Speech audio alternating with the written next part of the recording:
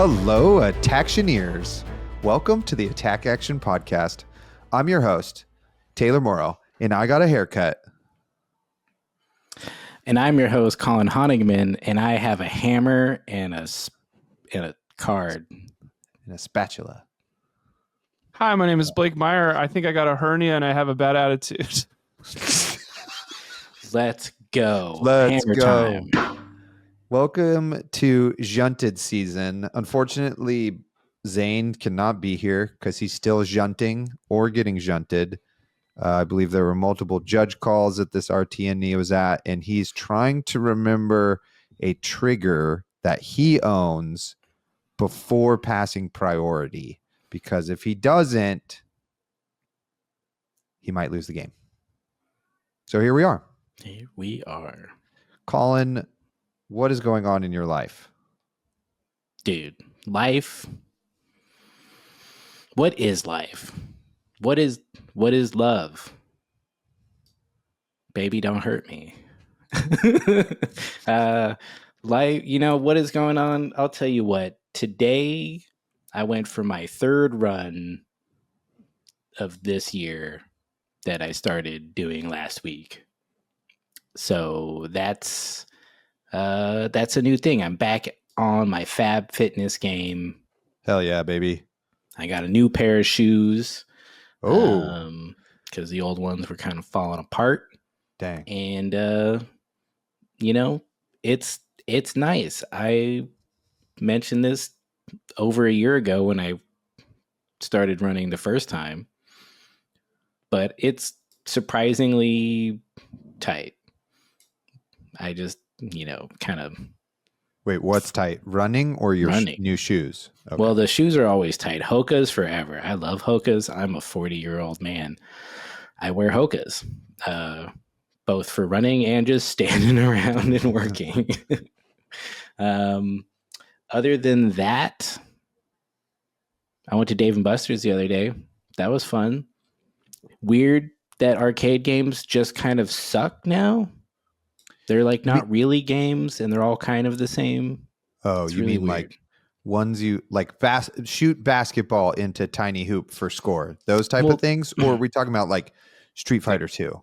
I got a gun and I'm shooting aliens, and they're like, but in this game, I got a gun and I'm shooting zombies. And it's like, these are the same exact games made by the same people that look really low effort. They don't have Street Fighter 2 at Dave & Buster's, as far as I can tell. Like, they don't have like regular arcade games with like a stick and a bunch of buttons. Like, it's all crazy weird shit. The basketball one was the most fun. The balls were kind of squishy. Just throwing them in there felt good. Did you dunk for 3?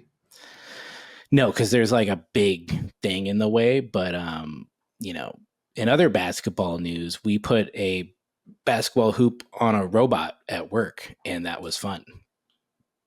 So tight. And a Love TV that. As the backboard. That sounds so cool. You are both Los Angeles people. I'm sure you heard about the Los Angeles Lakers news of acquiring. Oh, yeah. I'm a proud Slovenian. Grumble. Are you? Now that we have, for the Kings, we have Andrzej Kopitar for the last 15 years, and now we bring his fellow countrymen. The two best Slovenian players of all time will be in one city. That's crazy. We were talking about the Los Angeles LA Lakers without Slovenia. That's true. There's an L and an A in it.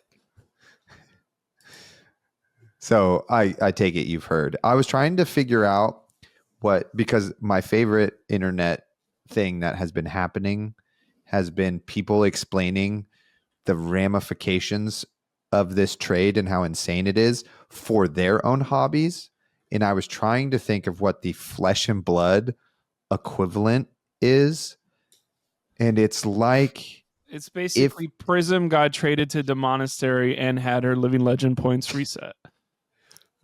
I was thinking she more... can make Rune Chants and Spectral Shields. I was thinking more like one of your alpha cold foils you then traded for like the young Marvel heavy hitter like or KO. not even like a current set's cold foil and another like rainbow foil legendary that kind of sees play. You know, that's the level of trade there. Is that Wait, like who got the alpha cold foil?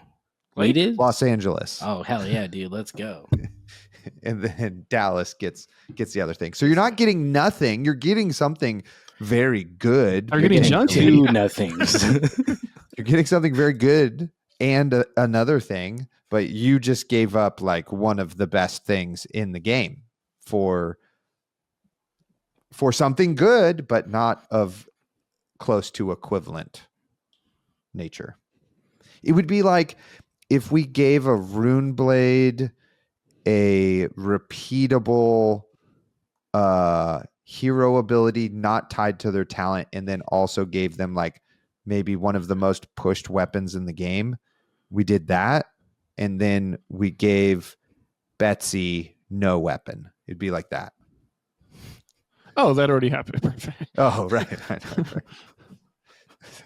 Blake, what's new in your life now that we're done talking Oh, basketball, my only goodness. to then come back and talk basketball? Oh, but we should have talked Super Bowl. Fuck. Let's go, Yeah, Kendrick. the Super Bowl was yesterday, and for the first time in 3 years, the Chiefs had the wheels come off on primetime television. So that was pretty entertaining. And It was entertaining. the cookies at my Super Bowl party had raisins in them, so that was getting older and not getting younger. You know, like I guess we're all almost 40 because we can't get some freaking chocolate chips in here. They're from Porto's too. I've never seen a Porto's box be less touched than Porto's cinnamon raisin cookies. But beggars can't be choosers. I brought chips and beer, so what can I say if I didn't make the cookies myself? The El Clasico. Saturday was an RTN. It was.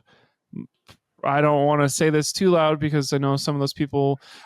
Favorite location, love the location. Least favorite tournament I've ever played in Flesh and Blood history in the last 4 years of my life. Wow, So worse than your experience in Eureka, California. I loved the experience in Eureka. That was great. I almost wish I could go to Eureka more to I got next week off of school. Come on up, baby. Have Patrick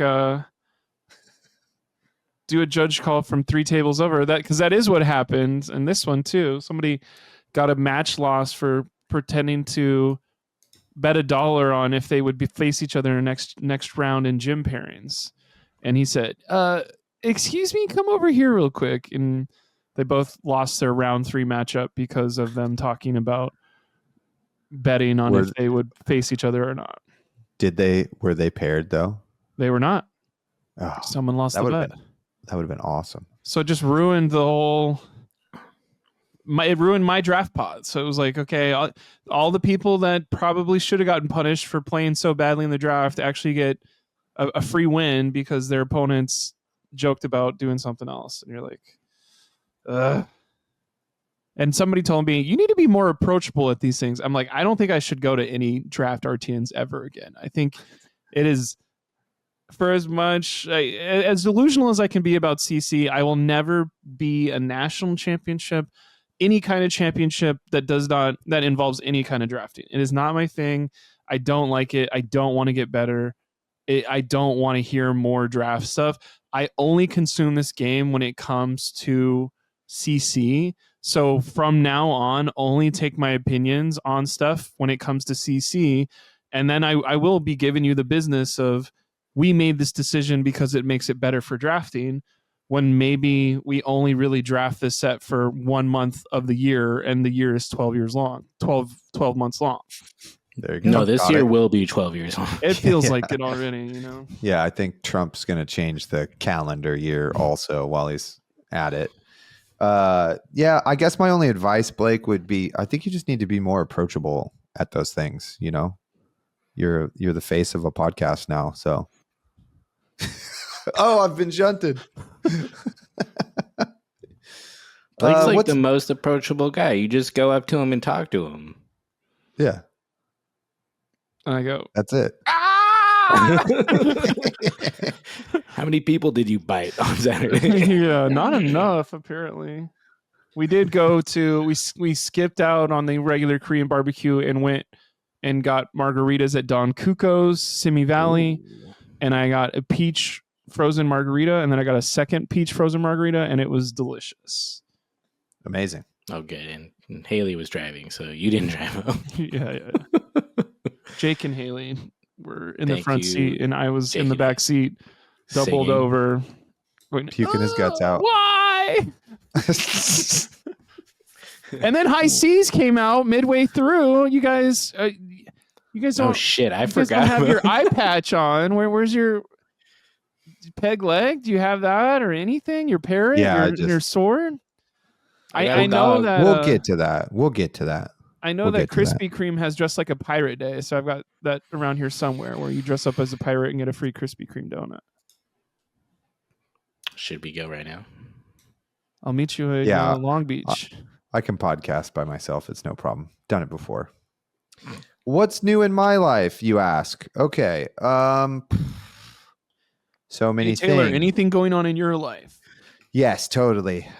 Two things maybe I want to talk about. One is I saw Nosferatu not too long ago, and I know Nosferatu. Blake likes film, and so does Colin. So I thought maybe I would bring it up. I like to call it Nosferatu because that's how Willem Dafoe says it in the trailer, and then he does it in the movie Nosferatu, and I love it, and that's how I say it exclusively. It is a very good movie that I will probably never see again because it is pretty disturbing. You know, like okay. This is what I really like. I love maybe the first half of the movie, like acts 1 and 2. Super good. Even though we know the story that's happening, there's this moment where the main character talks to his boss, and then he's like, "Oh no, you got to go see Count Olak in blah blah blah," and he's like, "Okay, I got it." And then he goes outside of the office, and it's this long shot of kind of the street in London, and it's raining, and everybody is carrying like black umbrellas, but they're like symbolizing bat wings, like they look like leather stretched over the frame of an umbrella, kind of like a bat wing, and he's just walking amongst them, and I'm like, dang, that is good. That is very good right there. Love that. And I love the whole first part of it. And when he gets to the castle and Nosferatu is there, and you're like, this is a strong choice for what Dracula should look like and sound like, which I'm here for. And then the things I didn't like were that strong take on Dracula. The wheezing just was overdone a little bit. Yes, it was. You will love Nosferatu. And then baby. And then I felt like it kind of drug on a little too long to get to that climactic part of the film where we're just kind of like, dude, we know what needs to happen here. Why does everybody need to talk about stuff? But the acting is really good. The sets, the costuming, it's all really good. Those are my only two critiques, but I really liked it, and I will never watch it again because it was disturbing. You can't just have people saying how they feel. That makes me angry. You feel angered by that? Is that why you went out and copied his mustache as soon as possible? Me? Yes. No, Taylor got the Orlock mustache today at the haircut place. Yeah, that's really the thing that upsets me the most, is that it gives men with mustaches a bad name. You know? Not all men. Hashtag not all men. Not all mustache. I do want to say it's a good movie. It's but I don't know if I'll watch it for years and years and years. So great. Yeah, I agree. Nice. Great job. I haven't seen it yet. I don't. Is it like scary? No. Okay. Then maybe it's we'll like watch it. We're not it's like disturbing. It's disturbing. There's some like disturbing imagery and stuff like that. And suspenseful, you know? Yeah. But that sounds good. Yeah. We've been continuing our John Wick marathon. We've watched 3. Don't do that last one. No? Don't do it. Dude, no, we're going in. Okay. I have to go in. Keanu Reeves is my favorite. It's rated the highest on IMDb of all. Which is crazy. The one with Halle Crazy. Berry where she gets her horse to kick a guy, where she weaponizes all of the animals she has, that one is the best one. Or maybe Keanu gets the horse to kick a guy. Keanu does that in 2. Yeah, that one is great. He does it like 3 times. It's so funny. Just and like then backs the horse up. Yeah, there's those good doggies that are also fighting. I love that. That one's too. really good. I love John Wick and I love Keanu Reeves, so he can do no wrong in my heart. Wonderful. The other thing that's going on in my life is basketball season is abruptly over. Dang. What? Pretty brutal end to the season. So we struggled mightily in league play. And we put ourselves in a situation where, okay, we beat this team not too long ago, last regular season game. We just need to beat them. Boom, we're in second place. We'll qualify for the playoffs, no problem. We'll get a home game for the first round of the county tournament. We'll get probably the revenge we want against an opponent who beat us already. And we'll really be locked in. We maybe even will go up a little bit in the playoff rankings, which would be great for us. But we fucked around and played tight and shitty and then lost by 8. So then, due to weather and snow, there was a game that got moved to then the next day where the other 2 opponents in our league, there's 4 of them, but one team won all of their games, and then the rest of us fucked around. Those 2 teams played each other, and we needed one specific team to win to give us the redemption arc where we get to play both of those teams a second time that we split games with. So then we can beat them 2 out of 3 times, solidifying ourselves as the better team and regaining our ability to make the playoffs. So then, in a surprise turn of events, the team we needed to win wins. So then we get to play on Saturday, and all we got to do is freaking win that game, which we've already beat this team. And you know what? We lost by 3, and we had a chance to tie it, and we missed it. And now the season is over. We meet 0 criteria now to make the playoffs, and could you ask nicely? No. What if we poison one of the other teams and they can't play in the playoffs? I'm not saying poisoning people is good, but sometimes you got to poison someone to get what you want. Poison the well? We should have already poisoned them, so we could have won more games. It was a great team. I really loved this team and getting to hang out with them. I think they're a bunch of great young men, but they're huge. This was one coming. Yeah, geez. It was just one of those seasons where I could, well, for the first time in my career, I felt like I had a really hard time figuring out how to reach and motivate those group of young men. And I think some of them responded, but as a team, collectively, on a whole, in games, partway through the year, it just felt like they would not respond to the things that were happening to them. So hopefully, I'm only losing 3 seniors. I'm returning 7 players. So hopefully with that, we will have the maturity and the perspective we need to be the team I know they can be. And that's really it, right? Is that like as a teacher, as a coach, you can see the potential and how great your students or your athletes could be. And that's like all you want for them is just, it doesn't matter if they lose, but just playing to their potential, you know? And I think sometimes that happens in flesh and blood. Like we get mad at ourselves when you're like, dang, I know I could have done that better and I didn't. And that sucks. And you just want to live up like 5 minutes and the judge gets mad at you. And then, then you got to tank some more. Yeah. Then you get banned from the game. Fucking suspended. We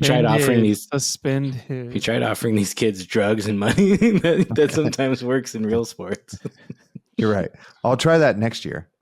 So anyway, that's my life. That is a joke. That's my life. I would never try that. Yeah, no. Kids will get their own drugs. Everyone knows that. They probably know where to get drugs better than I do. Yeah, easily. That's one thing For that I've cheaper always too. I've always wondered, like, because now I'm seeing the perspective of you're a coach, but the last time when people were losing high school games, I was a kid listening to players talk about it. I always wondered if, like, is somebody on your basketball team being like, "Oh, I wish we had just practiced more," or are they aware of, like, our mindset was off, or, like, is it literally just like this is that all of that stuff that exists in pro players that people will talk about endlessly on the radio, does that exist for a high school team, or is it literally sometimes they're just bigger and faster and stronger than us? It's definitely some of that. And it is just like you have a collective consciousness as a team, and your dynamics are affected by a multitude of things socially that you are aware and unaware of, and you're young men, some of you are 18, some of you are 15, and you're figuring out who you are, and this is one of those growth aspects. I would like to read something though. One of my players texted me at 9:40 after that loss though. And I love this child dearly. And I think I'm going to make a specific award in honor of them because of how incredible I think they have been and the Blake lessons Myers they have taught me. spiritual. Yeah, totally. It says, "Hey, Taylor, just wanted to say some things. Thank you for being the best coach in any sport I've ever had. Thank you for always pushing me forward and helping me become the best basketball player and person I could be. The amount of time and energy you sacrificed for our team meant so much to us. Thank you for everything." Heart emoji. And then I cried. So it's not all of a loss. That's what you want, is to have a great relationship with someone. Give that kid a hammer, because he's crushing. He is crushing. He's great. It's a great child. Just have it be a heart there we emoji. go. Now everybody's crying. It's fine. I am crying. You know who's really crying these days? Brody Spurlock just got a 2-month suspension from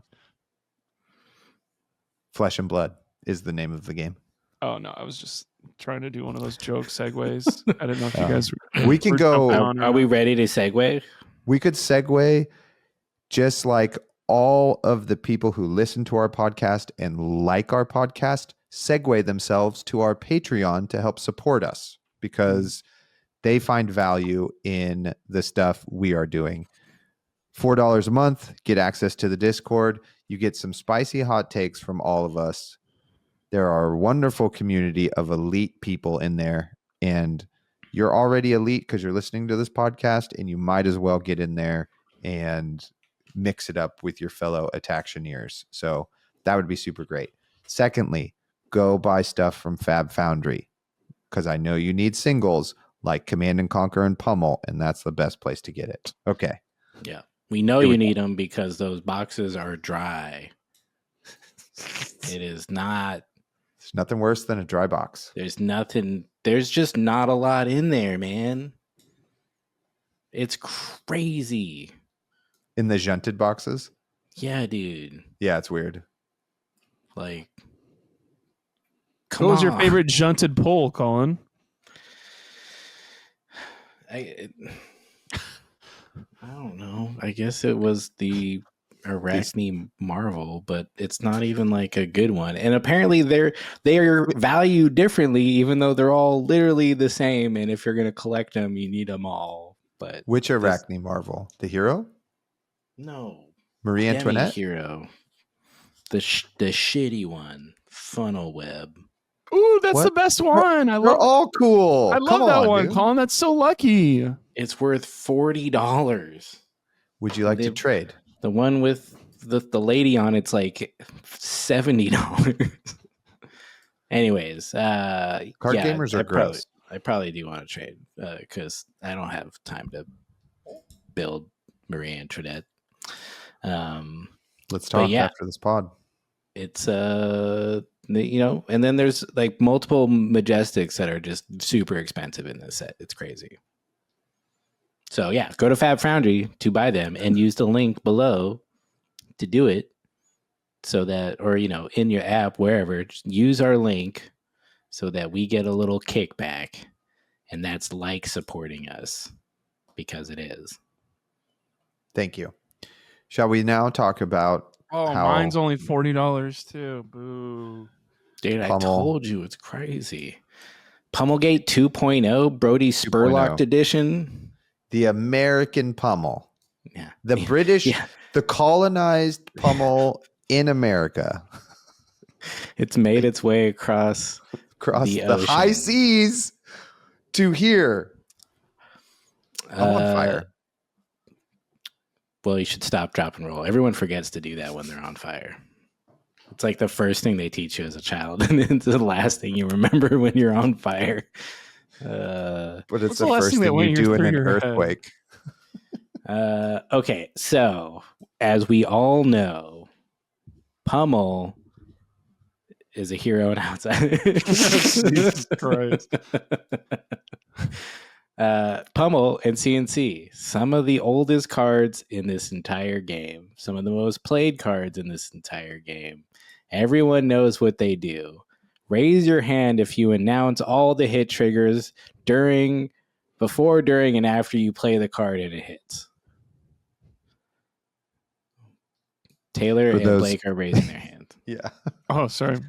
So you guys, you announce it every second of the way. I narrate because it's always like, if anybody tried to pull the whole like you didn't say, I would be like, brother, I don't know if I can keep playing this game with you. Like maybe I will just call a judge over. This is insane. And if they were like, the judges and my opponent agree that it was my fault and I have lost out on a card I played because I didn't, like, the card was played, but I didn't say a certain way. I do think it would be a thing where I'm like, oh, I don't want to play anymore, because I will concede this game. I'll think about playing next round, but I don't want to play anymore if I have to, like, I already played the card in the right order, in the right window. Why do I also have to like say it in cursive or make sure my opponent, like, we don't do that for every card. We don't, and like, oh, I forgot to draw my card off a snatch. Can we go back real quick? I'd be like, yeah, sorry. That's an honest mistake or whatever.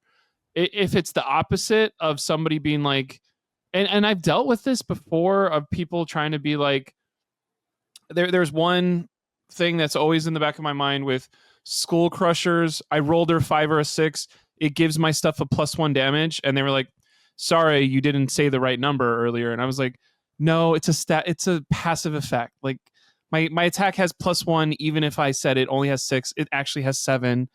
I am fixing the board state. And they call the judge and it's like, no, I said the wrong number earlier. It doesn't make it, if I say Command and Conquer for 5, it doesn't magically make the thing for 5 because I said it wrong. Like, what are we doing? Like, anytime someone wants to angle shoot me, I think it is just, maybe you have time for that as a 22-year-old. Maybe you have time for that as a 25, 7, 8-year-old. But like 30, I'm just trying to have some fun. Like, I'm not at the top tables. I do have this at a calling. I always get a judge call on me because I am doing something a little bit like, you need to be a little more tighter about this. Don't put your silent stilettos in your deck by accident. I go, whoops. And then, but like, it is something where I don't like that this is in the background of this, of if I ever do go on a fantastic run and go 9-0 one time at a calling, I'm assuming I'll probably lose my 10th and 11th game because of like a rule shark thing. And I would probably never play the game again. And I don't want anybody to be in a scenario like that. And I also don't want to have this be at the highest levels of this game that you guys all talk about for hours a day. This is happening regularly. Some of these people would never be in top 8s if they didn't use every single judge call available to them and they know it inside and out.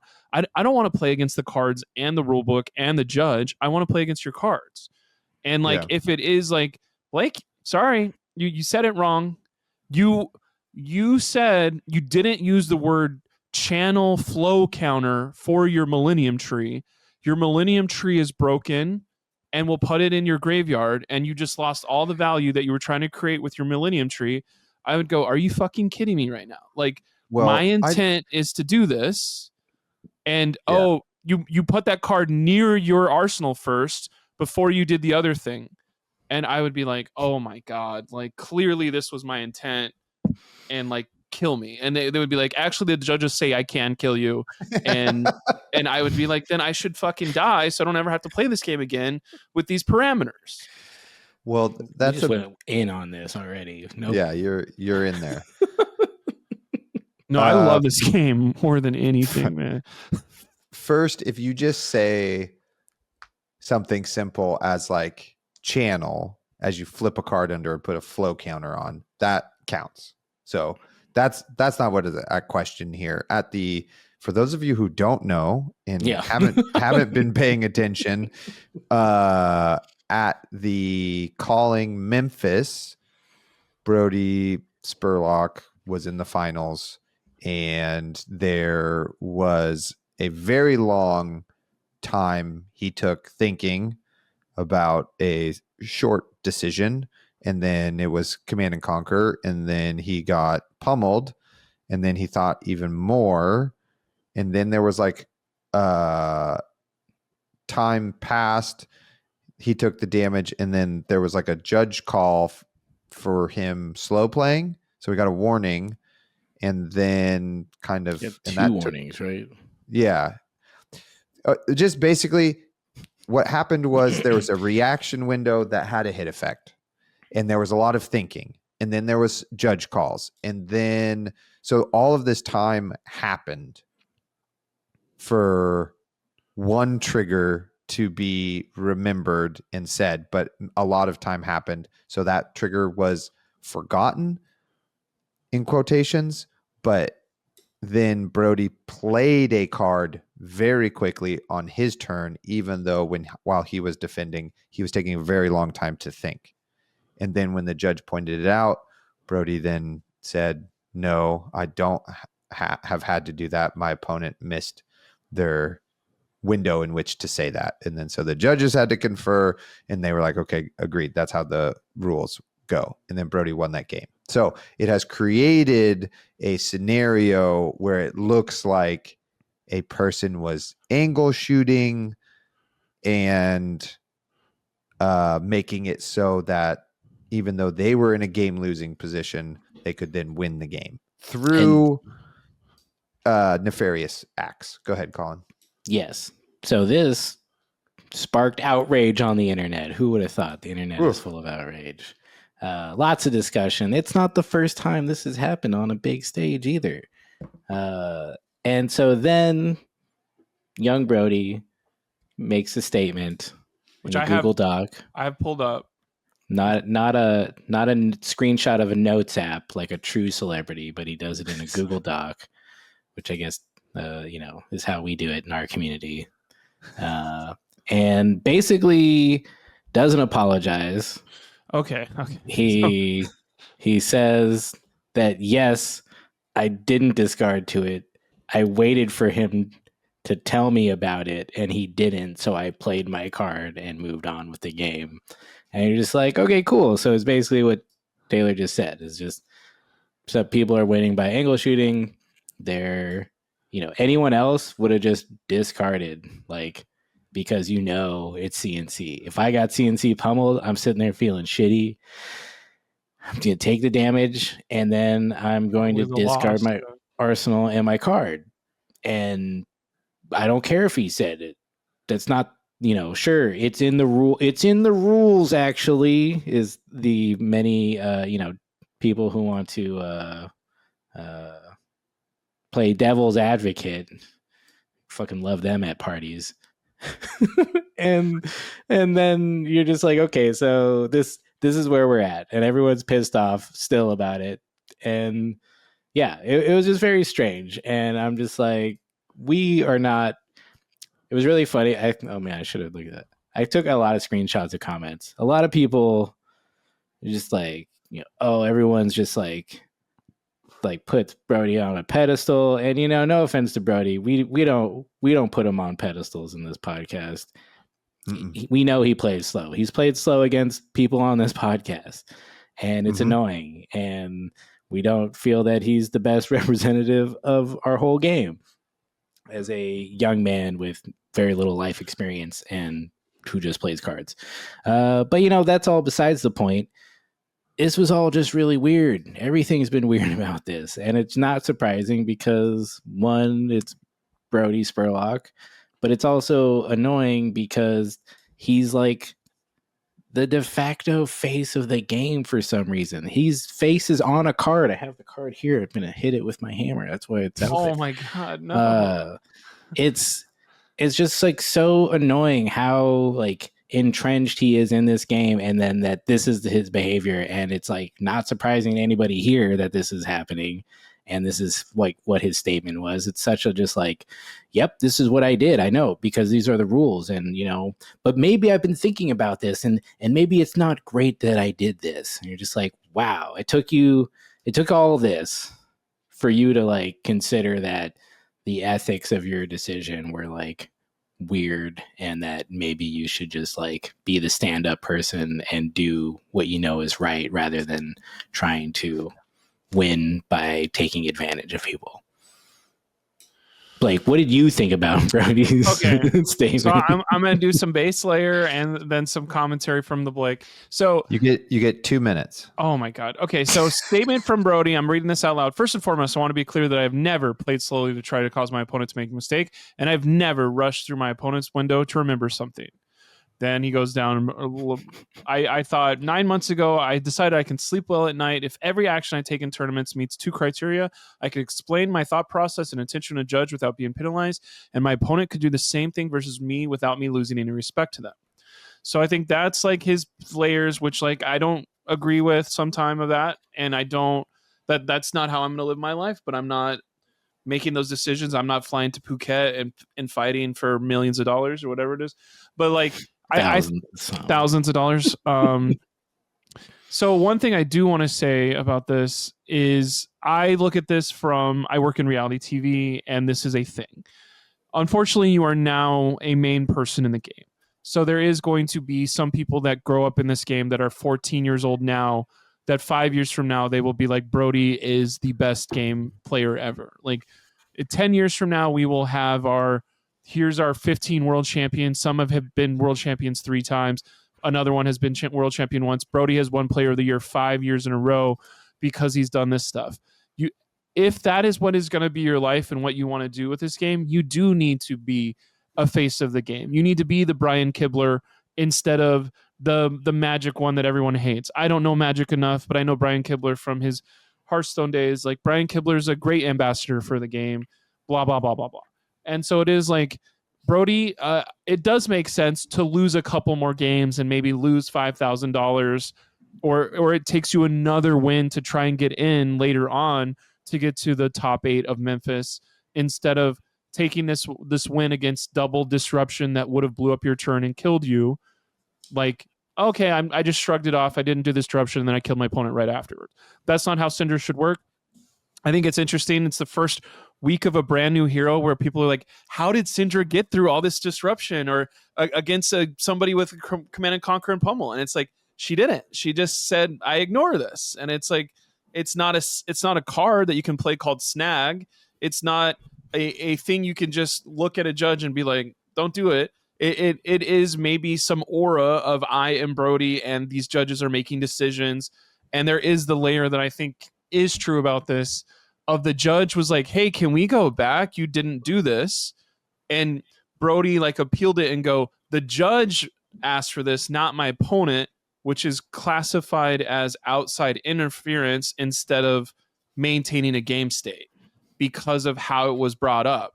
And that's just a thing where it's like, I am never going to have that understanding of the rule book, because I am not going to get my level 1, 2, or 7 judge thing certification.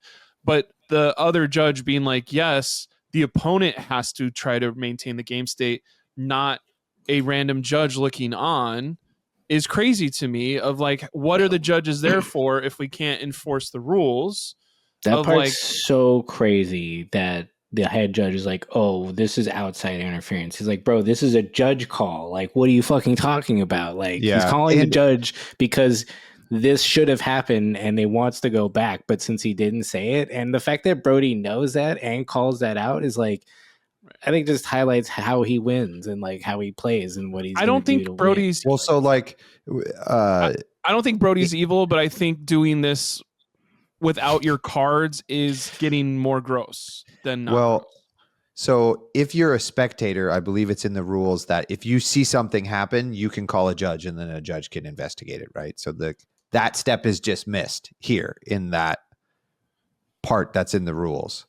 And okay. Well, okay. So I think you guys there are a lot of points. You're correct on a lot of things. And I don't think that these actions also say Mr. Spurlock is like a bad person. I think there are plenty of people who know him much better than I do that can vouch for him as a enjoyable human being. And we do know that in the face of competitive moments or sports, whatever sports, we'll just say sports because Flesh and Blood I feel like is a sport. Card games are a sport. People can be shitty and play to the rules. You know, I deal with this all of the time as a basketball coach and as an athlete. Like, people will just win in the margins they know they can win in. You know, it's just a fact. So it's not outside of human nature, right? But there is a level of conduct that is important, especially when you're at a professional level tournament, you're considered a professional, etc. You know, like, there is a level of ethical play and being able to play at what is considered what's the word? You know, having high character, having values that are reaffirmed, you know, and your actions, especially in a public setting, say a lot about your character, right? And whether you agree with how that is handled or not is like up to you personally. For me personally, I would have been like, shit, I lost on my last turn when I kind of messed up my sequencing and tried to hide my extra resource that I could get for my like finisher here, and got punished for that. And I could have won right there because it was going to be too much damage. And then now, because of that decision that I made, that punt I made, I'm now in a scenario where I'm getting CnC pummeled and losing. So I would discard my arsenal and the card in my hand because I feel like it would have been on me the previous turn where I could have sequenced it and destiny would have been in my hands. And these are the consequences of my decisions, right? Not that, well, the only way I could get out of this is if this opponent misses these triggers. So I will maybe think about that as a possible outcome. Right? That is not a playing to your outs of my opponent could forget to make me command and conquer. Like, that doesn't cross my head at all. Right. Because you know what those cards do, right? You do. And they say to do a specific thing and you should do those specific things, which is the right thing to do regardless of what the rules say. Yeah. Because that's what it is. It doesn't matter how much money is there. Like, my values as a person are like, I don't want to get $50,000, $100,000 in that way. Yeah. You know, and I'd say that's like it. Yeah. Go ahead. I was say that's like, that seems to be the values of the community at large too. Like, this is a rules as stated, you know, problem. Like, he didn't do anything illegal, technically, you know. Did he try to, you know, compose a situation that allowed for him to benefit from, you know, this edge case? He says no. Yeah. We'll take him at his word for it. Yeah, he also says that he was fully aware the entire time. He knew what he was doing. He was not going to do it until his opponent said so, because those are the rules. And I think that's the thing. In sports, when you don't conduct yourself well, like, you know, you do some crazy shit in a game, they fine you money for that. Like if you're a professional athlete, like that's Totally. something that happens, you know. And I think we're at a level where like, yeah, this is someone who's like claiming to be like the face of the game all around the world without any of us, you know, most of us not really wanting that to be the case, you know? So I think, yeah, we're going to hold you to a higher standard. I don't care like that the rules are played that way. But you know, I think that does get us into the discussion of like the rules, you know, this is a rules problem. Same thing in like sports. There are certain things that you could call a rules problem, whether it's, you know, at the end of a basketball game, everyone fouls each other because that's okay to do it intentionally, to stop the clock, to be able to do this, to get an advantage. Like those are the rules. You can, if you get fouled in soccer, you get a kick. So people fall down because it's really hard to say that, oh, like you took a dive when you did that, you know, like unless it's like completely egregious. And even when it is, like people get away with it and you're rewarded for doing that. And so people will continue to do that. So I think the precedent now is to set that you will not be rewarded for this, but it's too late because he won. And what happens next is not a lot, but we'll talk about that next.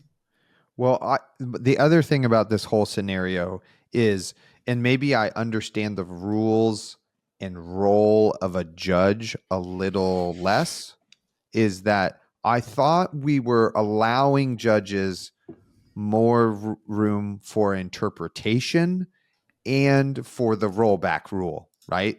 To fix the game state. Because I certainly have had, I had a judge call at LA that I did not make, but that a person viewing it did, because I mean, Arachne has 100 hit triggers and we're going to fatigue. So we're going fast, right? And so my opponent, instead of banishing a card from Leave No Witness, they discarded it. And that person, which was important because of I had Regicide in my deck and against a Mechanologist, maybe that is applicable, right? So somebody noticed that, and then the play had gone on, and the judge just like made sure that went back to where it needed to go, needed to be banished, and the game resumed, right? So we rolled back whatever we needed to, and we fixed it. Not the same scenario. Yes, I understand that, but I'm just saying, like, you know, if both things are like, well, he missed it, it's like, well, if I missed it, I mean, it just didn't go in the right place, you know, etc. Anyway, my thing about judging here is I felt like it was handled in a not well from the judges, right? Like there needs to be a slight understanding of, okay, it's been 15 minutes, 20 minutes. I'm not even sure how long it was. Maybe it was an hour, and we're on the damage hit effect of this situation. As a judge, when we resume play, I'm not sure if this is taught or what the protocol is, but maybe reorienting both players to what is happening or asking them what is happening, right? Like, okay, what just happened? We attacked with Command and Conquer. You played Pummel. Okay, that's where we're at right here in this priority window. Your play, sir, right? And then that gives you an opportunity potentially to be like, right, discard, you know? But maybe it was, I'm unsure what the judge did. Maybe the judge just said, okay, continue playing, right? Rather than maybe reorienting where we're at in the game for both players to then play from. You know what I'm saying? Like, because it is, the Runaways had a great breakdown of this. And I think they were really correct when they were talking about like being iced out and how hard it is to remember this one little game action you have to do. And I mean, your opponent like is thinking about other stuff. Timeout, you know? For a field goal kick in football. Yeah. Like I forgot to do my, like I nailed the kick the first time, but you're making me redo the trigger to remember for Pummel and Command & Conquer. Honestly, earlier I was trying to be very pro Brody. So now here's the negative pro Brody or negative Brody part of this, of like, oh, I do play slower than everyone. And it is something that's in my mind. I've been on Discord with a few different groups. I've looked at some Twitter. all of this anti-Brody stuff is getting everywhere. It's in Discord, Reddit, Twitter, BlueSky, blah, blah, blah. Everyone's doing the jokes on every post. It does seem like this needed to be addressed. And then we did have what came down with a 2-month ban suspension.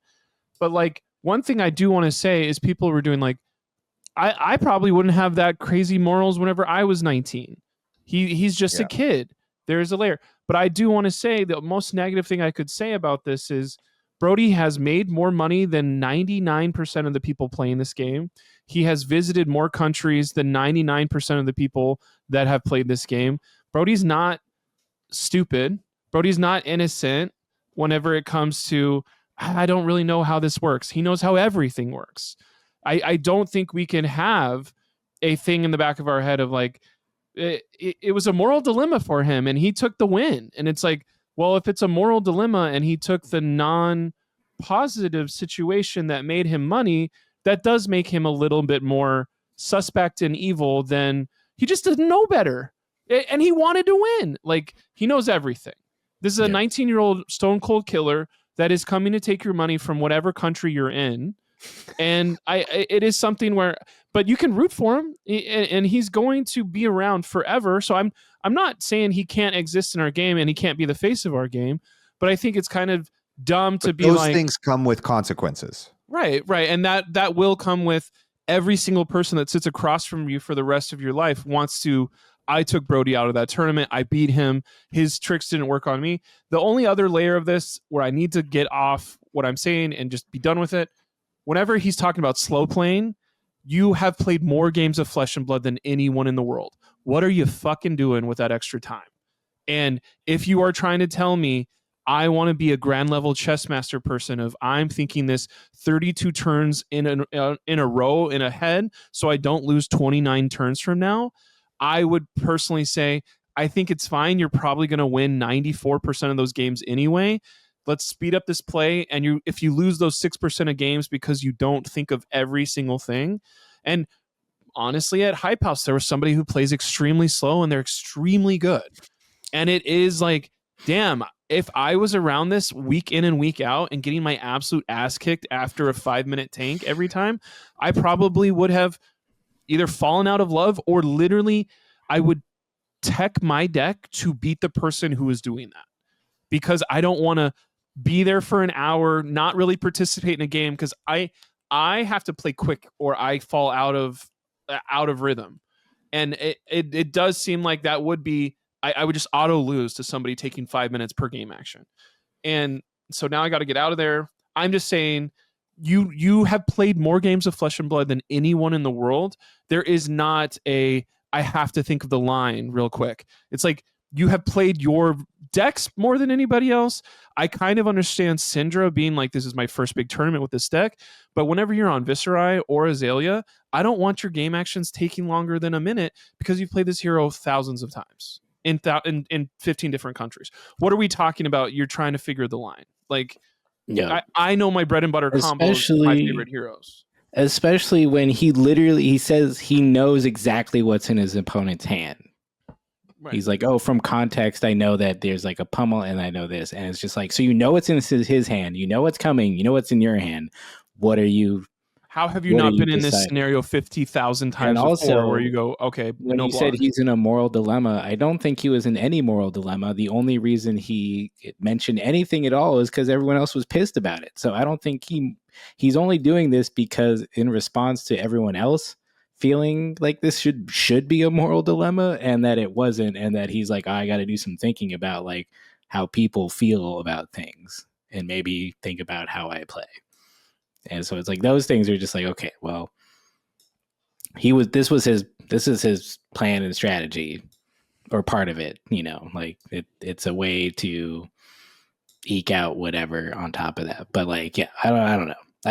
To be like sitting there, like if you're like not sure what's going on and you're sad that you fucked up, I get that. But like, totally. You don't need to take that long, especially if you literally know what's in their hand. You're like, I know what's going to happen next. So like, all I need to decide is just this one thing. Like, I'm going to discard this card and this card, my arsenal is going to be gone. Like, because what else are you thinking about? Like, because whenever you say it out like that, like, why did you take a total of 10 minutes to get 2 slow play calls if you knew it was Command and Conquer and you knew it was Pummel, when you don't have blocks and you can't play D-reacts?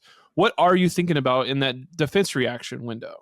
Yeah, like this isn't like feel sad time about your mistakes. Like play the game, try to play, play to your outs, and like don't. Well, potentially taking a long time in reactions is playing to your outs, right? Well, see that's where we all have an issue, and that's what we all believe him to have done. So I think that's where we're at. So it is, it's a whole weird thing, and then we move on to LSS way after the fact deciding to add a suspension to Brody that perfectly lines up with him going to Pro Tour London. 2-month suspension. Felt very much like a rich person who turns themselves into the police rather than getting arrested. It was like this was an organized thing where LSS spoke to Brody. They discussed a reasonable amount of time for a suspension, and then a suspension was laid that probably has almost no impact on him because I'm sure he can just qualify for nationals already. He's got enough, PTIs. He's got the ELO, like no effect. Maybe now he just takes a vacation instead of like playing in a tournament if he already bought plane tickets, but he doesn't do anything else. So it's not like that's a bad thing. Hey, we don't know anything about Brody's personally. What does he have? Okay. Now we're being me. One thing that I came up with as just an offhand remark, because somebody was like, he's got 40 or 50 PTIs. It doesn't bother him at all to miss the next 2 months. I said something about like, oh my gosh, what if when you got suspended, all your PTIs blow up? And it's like, maybe all the people at the highest level would be like, I don't want to lose thousands and thousands of sellable dollars of my PTIs. I need to be on my best behavior, or I need to sell them immediately. So if I do get called for a massive disqualification and my PTIs explode, I don't lose off out on that money. And maybe people would be a little bit more like, oh, there's no moral dilemma. I don't want to lose my PTIs. That's my skin in the game moving forward. That's interesting. Yeah. I mean, consequences. Outrageous, probably the outrage from professional players, but at the same time, it's like, the conduct for other sports is severe for those types of things, right? Or the conduct that then behooves a suspension or whatever is severe. So I don't see why we couldn't have same rules apply here. So just kind of moving along, I think a lot of people have talked about this. The dev chat just came out. A lot of people have talked about the Brody Spurlock Pummelgate 2.0 situation. Dev chat just came out, and James White and Top 10 Brian Gottlieb was also there talking about kind of this scenario. And I think there was a really good discussion and story from James White about, talking about the two ways to handle triggers in a game, right? Shared responsibility or worried about your own, right? And he gave a good story about how there was a scenario where when he was playing Magic at the highest level, the shared responsibility of the trigger was very detrimental to him because his opponent missed it. And he felt like, why should he remember his opponent's triggers, especially when it was a time when him remembering his opponent's trigger made it so he lost the game. And because of a previous incident, he would have got DQ'd from the tournament, right? And how that doesn't feel good. And then talking about how it needs to be on each person. And that's how they came to that conclusion, and that they spend a lot of time and a lot of hard work doing their jobs that they get paid for.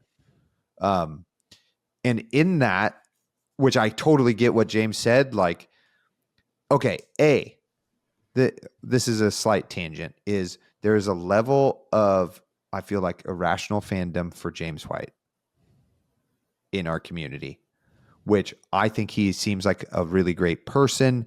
He's articulate, he's charismatic, he has made a great game, etc. But like, sometimes when he tells a story that makes sense, everybody has like, oh yeah, that's totally great. Like he had a lukewarm statement about the whole sexism and misogyny video that went up that had nothing to do with Flesh and Blood.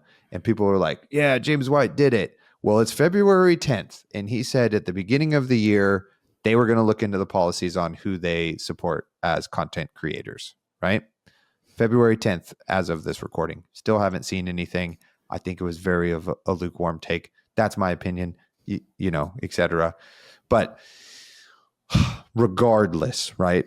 I think in that discussion, he said a good story that wins over a lot of people's hearts, but they missed the nuance of this scenario. It is not just somebody missing their trigger that they should have done.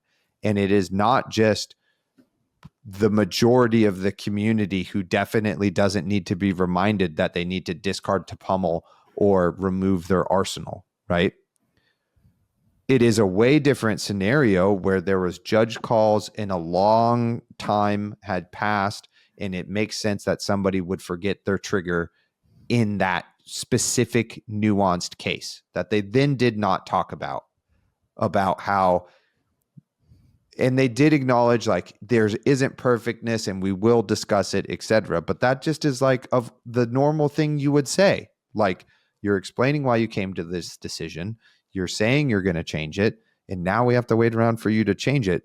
But you're also not talking about the specific thing that has driven this decision, right?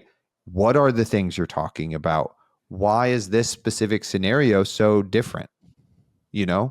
Etc.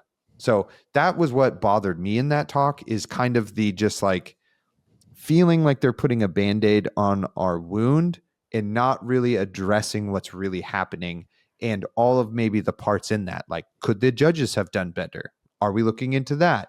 Is the policy around this different? Like, it's way different missing a tunic than it is when you get hit with something that then has an effect, right? Those are two triggers that are like totally different and could have different rulings. Those sort of things. Like, why are we not talking about that? Is that what you're discussing? Maybe you could say we don't want to discuss those nuanced things with you because we don't want your feedback. That would have been valid too. But just not talking about those things like bothered me and makes me feel like we're just getting a Band-Aid. Responses to what I have said. I know it's a lot also. So take your time. I think that is a thing that like I, as a negative person, I need to work on it, or do I need to realize who I am at 35, or do I? But it is something that I have always been a little bit off with, of the Flesh and Blood thing. Of it does feel like we are a very positive community, of very much like nobody can do any wrong. Oh my God, those bad guys got owned. Yes, these judges listen to it. Oh my God, it's so amazing that someone at the top can talk to us about this. Brian Gottlieb's on Twitter joking with us, and we've had Brian Gottlieb not be on Twitter, and I think that's something about toxic positivity that I've always had be in the background of my mindset of my relationship with Fab, of everyone being like, what are you talking about? This game is so fun. And it's like, you're telling me this while Bright Lights is out. And like a year and a half after Bright Lights is out, we're going to be like, Bright Lights was actually awful. And anybody that said was trying to sell Bright Lights was trying to sell Bright Lights. And like, none of those heroes or whatever. And so like, how much of this is toxic positivity of LSS can do no wrong? And how much it is like, well, they don't really do anything during December. And they had that video that was really weird come out in their doldrums of, or I always use that word wrong, in their like absence of anything happening in December. Here's the video that made everyone really pissed off. And they can't really talk about it because, what do you mean? They gave a perfect response. Here's one tweet about it. We'll talk to you about it again in the future. Be on the lookout for our extended response of this video. And that's what I think we saw from that. And other people were like, no, they crushed racism and sexism all in one full swing. And you're like, did they?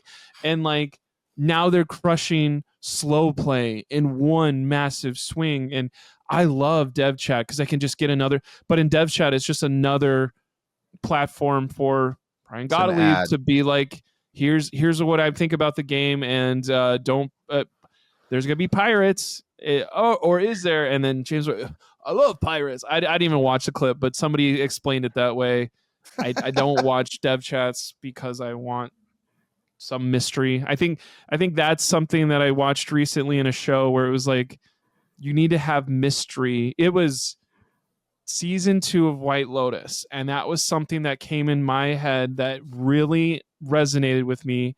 And I don't think there's enough mystery for some people when it comes to Fab, of like, we need to have, I have the win or loss no matter what. There needs to be the thought of that card, last card could be a sigil, and then they heal out of it, and then that win that you earned, it feels even better because there was the mystery of that card could have been something else. Or we don't know every single dev thought because maybe something could be off a little bit. Or yes, if somebody told me 2 years from now, if dev chat was like, yeah, we look back on Dusk Till Dawn, Bright Lights, and Heavy Hitters as the worst 3 sets, and we always try to avoid that, I will go back to my mindset of where I was when Heavy Hitters was coming out, and people were telling me, no, this is an amazing set. What are you talking about? As the most angriest Reinhardt player of like, this does nothing for me, and I'm absolutely pissed.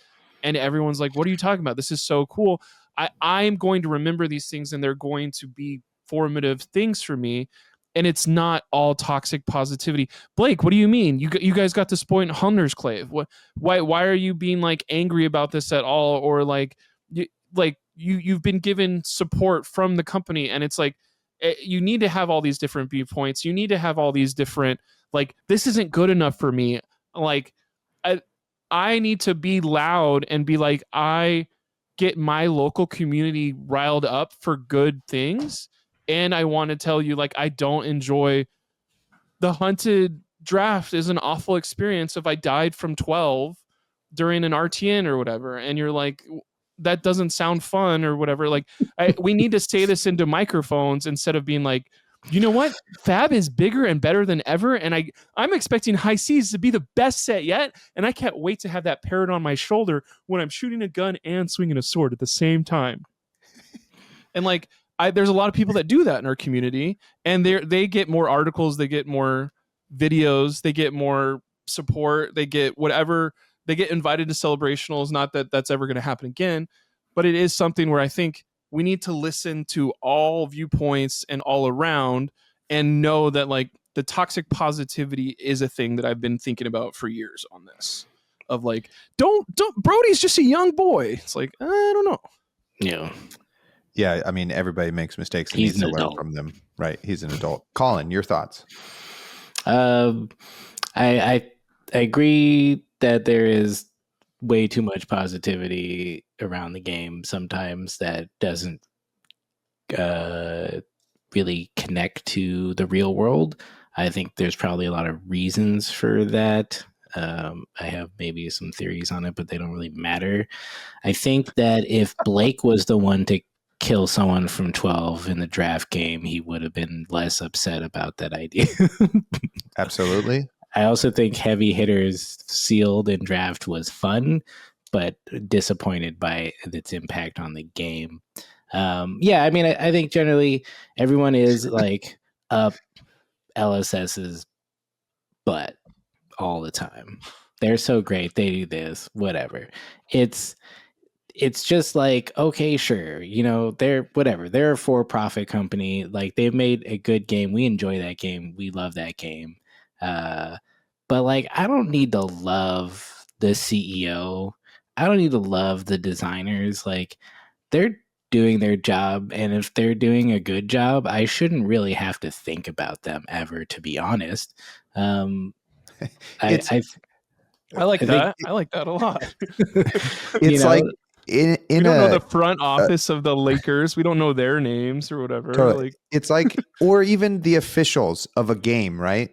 Like, you shouldn't really know they're there. They're just facilitating the good time for everybody, not influencing the game in such a way that makes you upset in you notice they're there. Continue, Colin.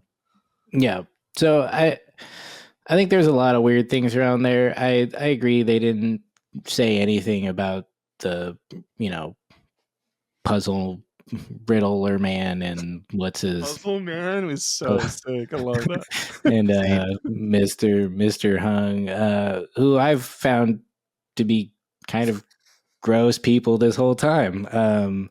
And was not surprised at all when that video came out. And their response was, "Oh yeah, we're gonna think about this." It's like, cool. One of these guys is someone you've like really rubbed elbows with, so like you kind of already know who they are. Like, I'm not sure this would be surprising, so I'm not holding my breath that they're actually doing anything other than, value signaling a little bit to the large community that disagrees wholeheartedly with everything they said in that video, which, is the right side of things, if we're going to pick a side.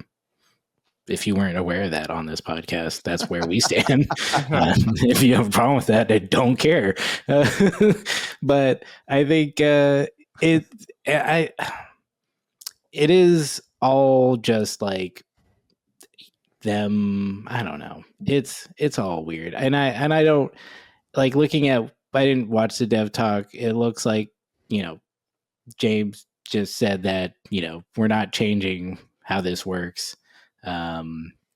It also seemed like I believe they wouldn't have suspended him if everyone wasn't so pissed off about it. Absolutely. I think if he hadn't even apologized, he'd be fine. Like they had to go, oh, okay. To Blake's point, if shit in this game makes you angry, make some noise about it because they'll respond because they have to, because their bottom line depends on us believing that they're going to make a game, environment that we enjoy operating in, because for a lot of us, like, this isn't kitchen table, it is the organized play, it's at the armory. We need that to play this game, even though technically you just need a friend, but it's like it's easier when someone else organizes that and we all just show up and I don't have to like organize it myself. So yeah, I think those are good things to keep in mind, and I hope that they do more to address that kind of stuff. But yeah, it all felt very performative, like most of the things they've done to kind of address like issues in the community. But whatever, I'll take it. I think it's funny as hell. Like, just like, yeah, dude, he fucking got suspended. Like, hopefully he learns a lesson, because like the amount of people who've known, like, I mean, what was that video of Nick Butcher did it years ago. Years ago. Years ago, we were like roasting Brody for how slow he played, and it's just like, it just keeps being okay. I think that's the general thought process of like, if you're about to say, "Oh, I have Brody up next," what are people saying to you? Like, are they going to say good luck? Or are they going to say, "Oh, you better play your heart out"? Or are they going to go, "Watch out for the slow play"? And like, call a judge immediately. That can't be the first initial reaction for your match that you're excited to go do. Yeah. And yeah. So anyway, I think we could wrap this up here with a little also, bow. We're doing all this without Zayne, who would have kept us in our lanes and been a completely like as a more he's played more professional tournaments than I have. End of story on that one, and is more in the professional community where he could offer an opinion.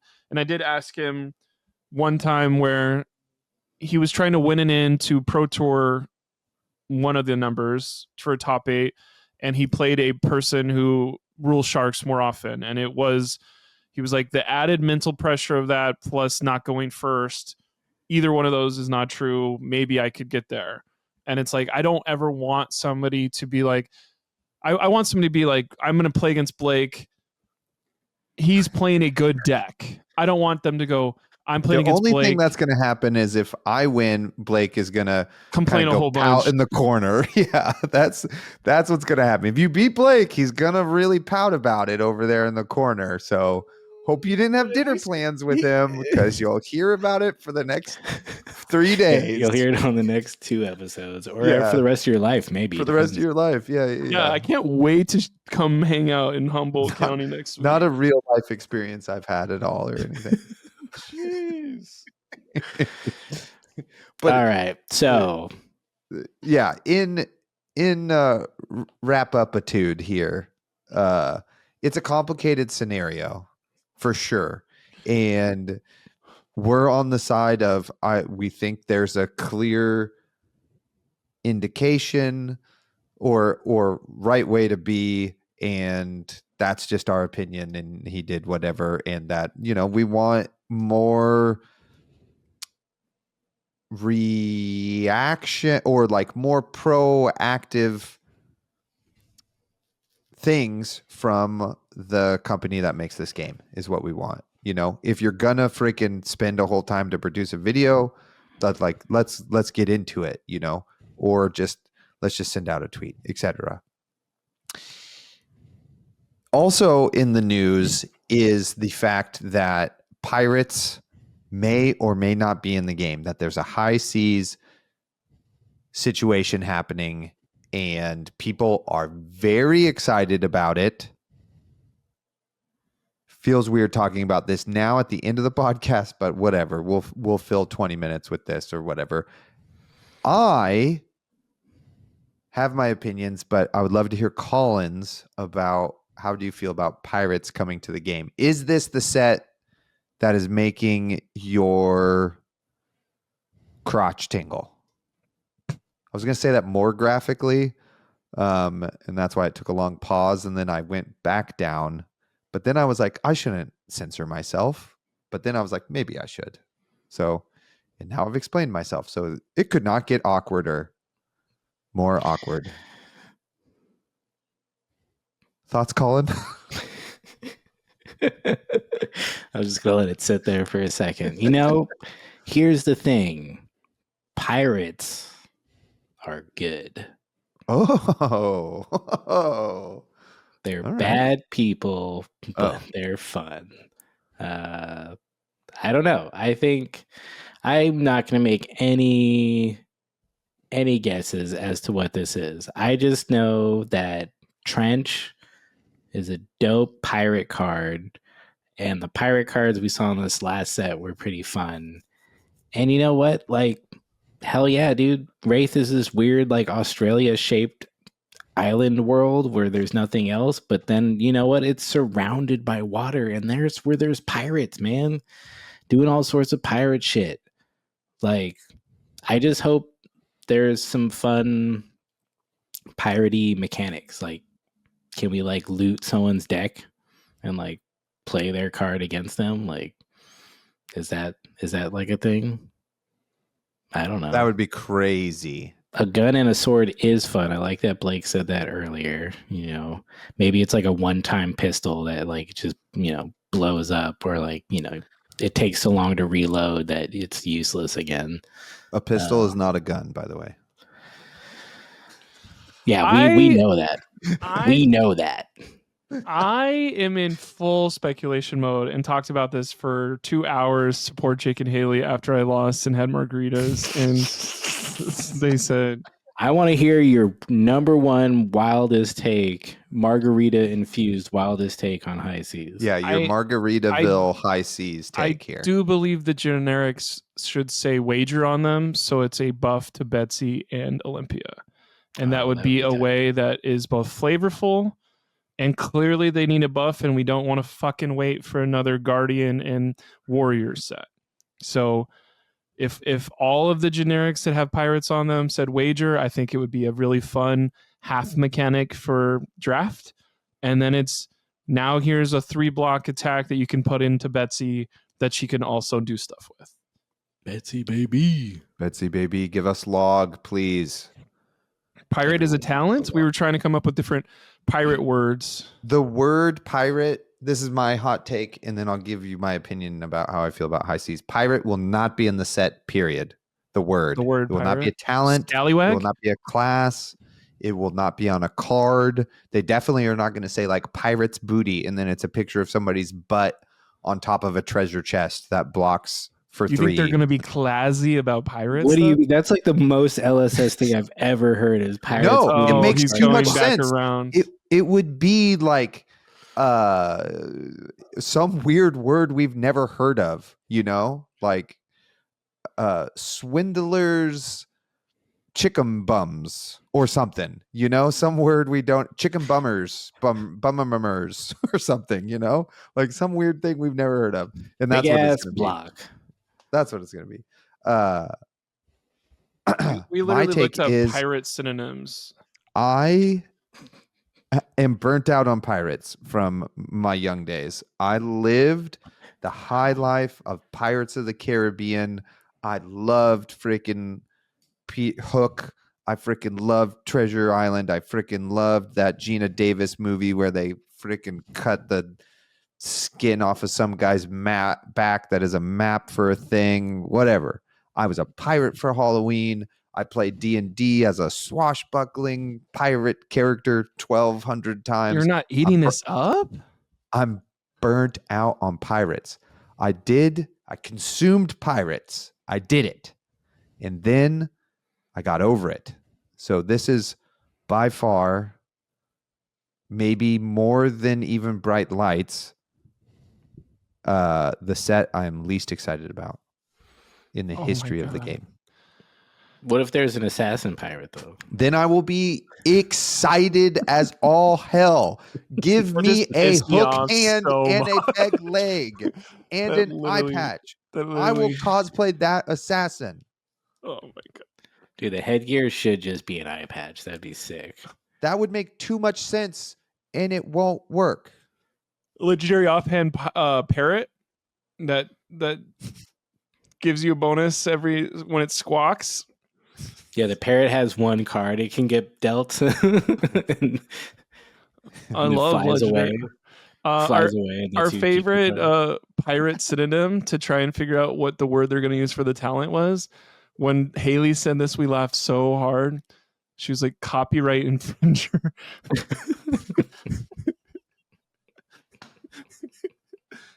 You wouldn't download a hard to find. That's so good.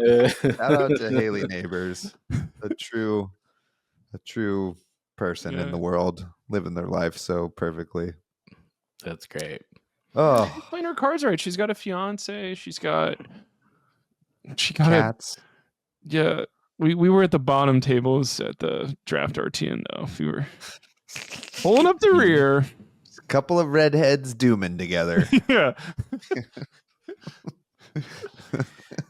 I think, there's other things that go on in the high seas though. Like pirates are just one thing. People on boats can be there. Like regular people can be on a boat. That's true. Travelers. The freaking British Navy can be on the high seas also. Yeah. I'm just wondering where all these people are supposed to be from because they've really narrowed the locations of where people are from. I mean, Solana's got a port for sure. Solana's in the middle. There's no way it has a port. They have a colony. colony. They colonized the coast. That's for sure. Yeah, they for sure. If the monastery could have a port, the monastery is down there. On the coast. It's in the coast. It feels like in the south. If there's a hero that has allies that are skeletons that come out of the ocean, would it be a necromancer or an illusionist? Illusionist. Fuck. Come on. Let necromancer breathe for longer than -2 seconds. Yeah, what would those be? There's some sort of bone pun there. Calcium shields, osteo stoppers. Osteostopper? 1/1 osteostopper comes out. Yeah, whatever the bone stuff is. Bone people. That's what they're called. Yeah, not even skeletons, bone people. Bone beings. That would be great. Anything else? I just want to be able to yell bone. As long as there's bone, and you could say Boom. Nice. How much you want to bet there's a card that says boom? Or second Riptide. Riptide, lurker of the high seas. Ooh. How about just king of the high seas? Ooh, what if we get a that? captain person? Like a captain name, like Captain Jack Sparrow? Like Sir Bolton, but it's Captain Jack. Captain. But it'll be that would be Captain. It'll be like Captain Jack. It is weird that they're like, we need the girl from Shelter to be a hero. Like, there's not 2 other redheads already in the game. Get some more people of color, please. Yes. Get them in there. All right. I think that's it. What else we got to talk about? Nothing? Good luck at your RTNs, everybody. I hope you do really well. And I hope you have a really fun time. And I hope you tell some friends about our podcast. And you can say, boy, they were controversial on this last Usually episode. Zayne's on there and really gets him going. Yeah, totally. I hope that you go back and watch our art draft and decide that I won, because currently I have no votes, and I think that this has been rigged. I think Blake has won. He got the vote from the video. I'm pretty sure. Let's go. That not enough people saw it to really count this as the voter turnout was low, man. Like, are you kidding me? I don't even remember what Blake picked. How could he win? I can't remember a single pick Blake made. And that's our show. Thank you, everybody, for being here. We love you. And we'll see you in the next episode. You're all the best. So fucked up. I had Take Up the Mantle, Art of the Dragon Boat, Pursuit of the Edge of Oblivion. Cut. Edit. Shelter from the Storm. Different episode. Bye.